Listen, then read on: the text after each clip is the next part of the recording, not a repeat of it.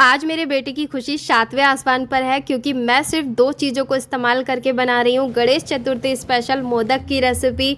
इसे मैं बिना मोल्ड के भी बनाना बताऊंगी। एकदम आसान रेसिपी है। इंग्रेडिएंट्स आपको आपके किचन में मिल जाएंगे।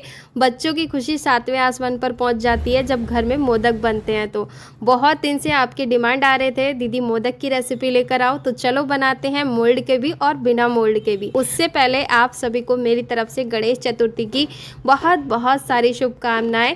गणपति बप्पा आप सभी के जीवन में भी ढेर सारी खुशियां लेकर आए। तो इसे बनाने के लिए मैंने यहाँ पर एक पैन चढ़ा दिया है और इसमें डाल दिया है 1 चम्मच घी। घी को अच्छे से गरम कर लेंगे। उसके बाद मैंने यहाँ पर डाल दिया है तकरीबन 1 कप भरकर डेसिकेटेड नारियल का बुरादा। इसकी जगह पर आप सूखे गोले को कद्दूकस करके ले सकते हैं या फिर आप कच्चे नारियल को कद्दूकस करके भी ले सकते हैं। तो मैं यहाँ पर आपको 3 ऑप्शन दे रही हूँ, तीनों में से आप कोई भी इस्तेमाल कर सकते हैं। नारियल को हमें भूनना नहीं है, बस हल्का सा इतना रोस्ट करना है कि इसमें घी का थोड़ा सा फ्लेवर आ जाए और इसका कच्चापन थोड़ा सा निकल जाए। ये प्रोसेस सिर्फ 1 मिनट के लिए करना है, एकदम स्लो फ्लेम पर। उसके बाद मैंने यहाँ पर खोया ले लिया है, तकरीबन 250 ग्राम के बराबर होगा। ये 1 कप खोया है तो मैं माप कर डाल रही हूँ। अब आपके पास खोया नहीं है तो आप इसकी जगह पर मलाई वाला 2 कप दूध भी इसमें डाल सकते हैं या फिर आप मिल्क पाउडर का भी इस्तेमाल कर सकते हैं। खोए के ऊपर से मैंने मीठा ऐड कर दिया है। मीठे के लिए मैंने इसमें आधा कप तकरीबन चीनी डाल दी है और सारी चीज़ों को चला देंगे। थोड़ा सा दूध डाल दिया है 2 चम्मच के बराबर। दूध डालते ही जो चीज़ें हैं ना ये सारी अच्छे से एकदम मैश होने लगेंगी।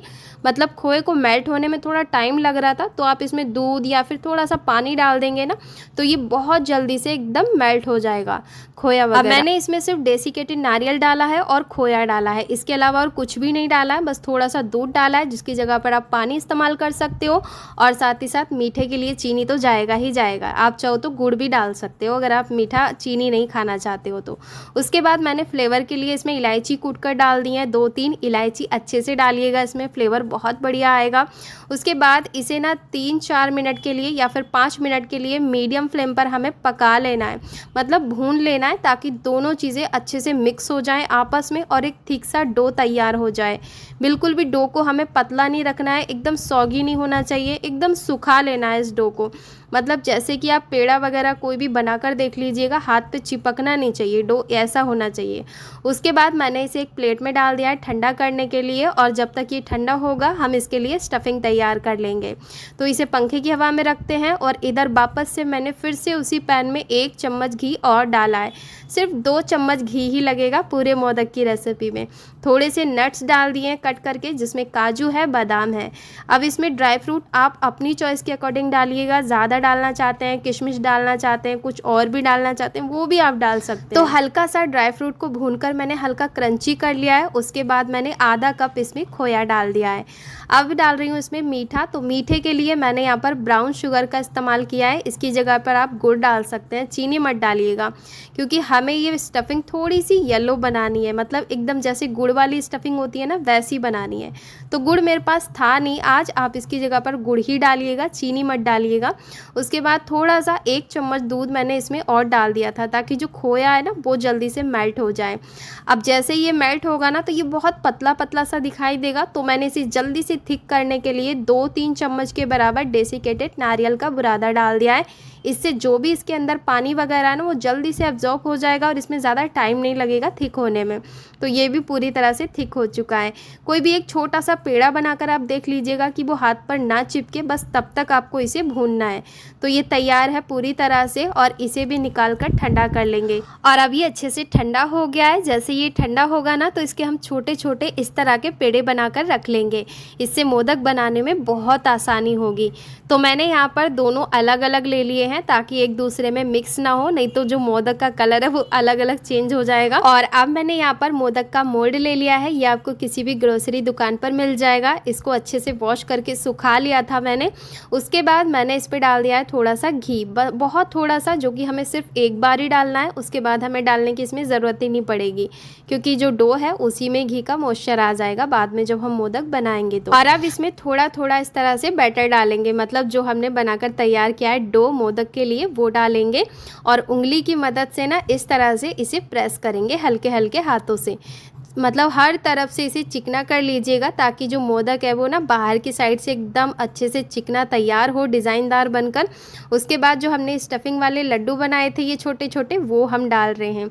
बहुत ज़्यादा स्वादिष्ट लगते हैं ये मोदक। वैसे तो आप सूजी से, बेसन से बहुत तरह के मोदक बना सकते हो, लेकिन ये मोदक ना बच्चों को भी बहुत पसंद आते हैं। मावे के बने हैं तो जो भी खाएगा आपकी तारीफ़ करेगा। अब देख सकते हो अच्छे से मैंने इसको चिपका दिया था, दबा दिया था। ये पहला मोदक है, तो पहले मोदक में अगर थोड़ी बहुत कमी हो भी जाए ना तो आप घबराइएगा मत बिल्कुल भी। अगर आप बिगनर्स हैं या फिर आपने पहले कभी मोदक बनाए हैं तो फिर आपको चिंता करने की कोई ज़रूरत नहीं है, आप मोदक बना सकते हैं बहुत आसान तरीके से। दूसरा तीसरा बनाकर दिखा रही हूँ। तो आप मोल्ड को इस तरह से बंद करके भी स्टफिंग इसमें डाल सकते हैं या फिर आप खोल कर भी डाल सकते हैं, ये आपके ऊपर डिपेंड करता है। पर इसके जो भी किनारे हैं, मतलब जोड़ है ना, उनको आप अच्छे से जोड़ दीजिएगा, नहीं तो मोदक टूटा निकलेगा। उसके बाद स्टफिंग भी आप अपने टेस्ट के अकॉर्डिंग, चॉइस के अकॉर्डिंग जितनी ज़्यादा मर्जी इसके अंदर डाल सकते हो।